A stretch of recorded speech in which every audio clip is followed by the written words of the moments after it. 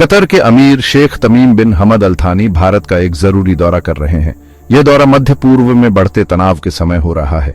यह क्षेत्र चिंता में है। इजरायली सैन्य कार्रवाई की संभावना हवा में मंडरा रही है। अमीर का दौरा हालांकि छोटा है, लेकिन इसका महत्व बहुत ज्यादा है। यह मध्य पूर्व की जटिल भू राजनीतिक वास्तविकताओं को रेखांकित करता है। इस दौरे को आधिकारिक तौर पर कतर और भारत के बीच संबंधों को मजबूत करने के तरीके के रूप में बताया गया है। दोनों देशों के आर्थिक हित समान हैं। वे समान सुरक्षा चुनौतियों का भी सामना करते हैं। हालांकि इस दौरे की तात्कालिकता उन मुद्दों की ओर इशारा करती है जो बहुत गहरे हैं। मध्य पूर्व बारूद के ढेर पर बैठा है। कोई भी छोटी सी चिंगारी एक बड़े संघर्ष को जन्म दे सकती है। कतर खुद को इन उबलते तनावों के बीच में पाता है।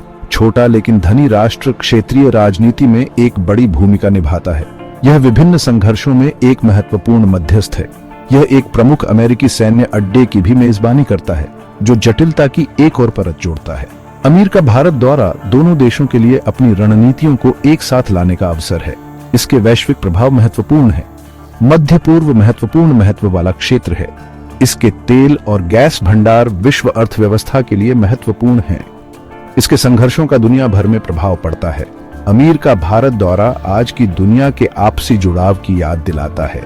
यह एक संकेत है कि दूर से दिखने वाले संघर्षों के भी दूरगामी परिणाम हो सकते हैं। मध्य पूर्व संघर्षों से अनजान नहीं है। हालांकि हाल की घटनाओं ने इसकी गंभीरता को काफी बढ़ा दिया है।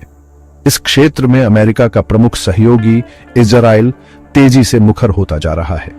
वह ईरान को अपने अस्तित्व के लिए खतरा मानता है और उसने उसे परमाणु हथियार हासिल करने से रोकने की कसम खाई है। हमास से जुड़े समूहों को बाहरी समर्थन मिलने की खबरों ने तनाव को और बढ़ा दिया है।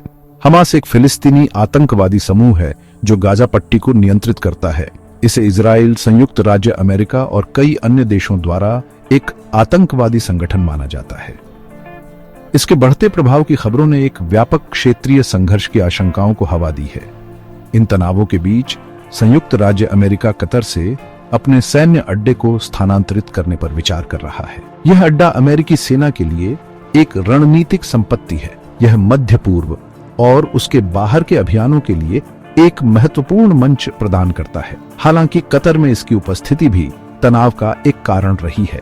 अमेरिकी सरकार के कुछ लोगों का मानना है कि अड्डे को स्थानांतरित करने से कतर को एक कड़ा संदेश जाएगा।